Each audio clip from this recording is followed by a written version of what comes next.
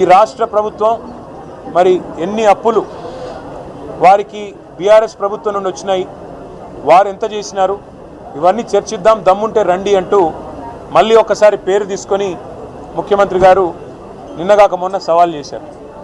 సవాల్ చేస్తే సరే ముఖ్యమంత్రి గారు మేము సిద్ధంగా ఉన్నాం, మీరు ఎక్కడికి రమ్మంటారో చెప్పండి, అసెంబ్లీకి రమ్మంటారా, సెక్రటేరియట్కి రమ్మంటారా, లేదా మీ రాహుల్ గాంధీ గారు 2 లక్షల ఉద్యోగాలు ఇస్తానని చెప్పిన అశోక్ నగర్ చౌరస్తాకి రమ్మంటారా, లేదా మీరు వరంగల్లో రైతు డిక్లరేషన్ పేరిట ఇచ్చిన 34 హామీలు ఇచ్చిన వరంగల్కి రమ్మంటారా, ఎక్కడికి రమ్మంటారో చెప్పండి అంటే ముఖ్యమంత్రి గారు సవాల్ విసిరిన ముఖ్యమంత్రి గారేమో తోకముడిచి పారిపోయారు. ఆయన వైపు నుంచి స్పందన లేదు. మధ్యలో సందెట్లో సడేమియా అని మరి మా జూపల్లి కృష్ణారావు గారు మంత్రి గారు ఆయన దూరాడు. ఆయన దూరి నేను వస్తున్నా, రేపు పొద్దున 11 గంటలకి తెలంగాణ భవన్కే వస్తున్నా, మీ ఇంటికే వస్తున్నా, మీ ఆఫీస్కే వస్తున్నా అని చాలా పెద్ద పెద్ద ప్రకటనలు నేను చేసినట్టుగా పత్రికల్లో చూశా. మేమందరం కూడా ఉదయం 10 గంటలకే వచ్చి కూర్చున్నాం.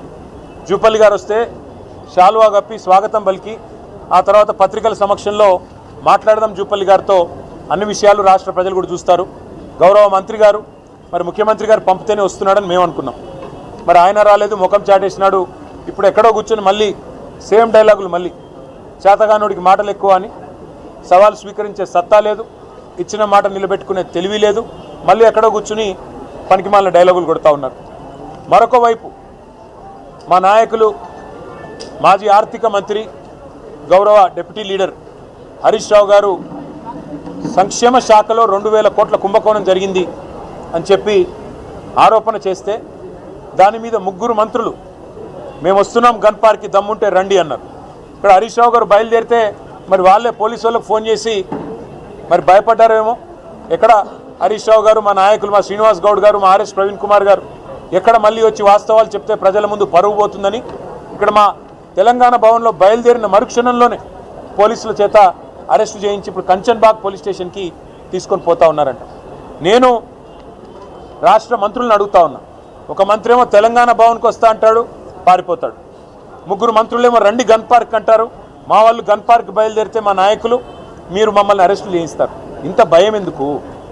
చేతనైతే అసెంబ్లీ పెట్టండి, కావాలంటే ఒకరోజు అసెంబ్లీ ప్రత్యేక సమావేశం పెట్టి అప్పులేంది. ఎందుకంటే అక్కడన్నా కనీసం మీకు స్పీకర్ గారు మీకు రక్షణగా ఉంటారు.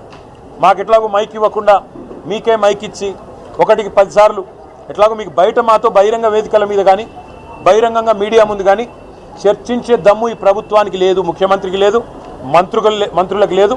పిరికి పందలు, చేతగాని దద్దమ్మలు అనే మాట తేలిపోయింది. కాబట్టి ఈ చేతగాని వాళ్ళు సవాళ్ళు ఎందుకు వేయాలా, సవాళ్ళు ఎందుకు విసిరాలా, ఎందుకు మాట్లాడాలా, గొంతులు పెంచుకు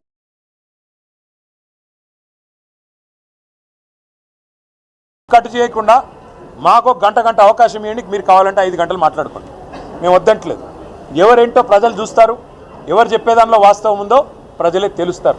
అంతేగాని ఈ చేతగాని డైలాగులు, మళ్ళీ చేతగాని సవాళ్ళు విసిరి పారిపోవడం, దీనివల్ల ప్రజాక్షేత్రంలో మీ డొల్లతనం, ప్రజాక్షేత్రంలో మీ అసమర్థత, మీ అవినీతి మళ్ళొకసారి మీది మీరే చెప్పుకున్నట్టు అయిందని చెప్పి కూడా తెలియజేస్తూ, ఇవాళ చాలామంది పిల్లలు దాదాపు ఒక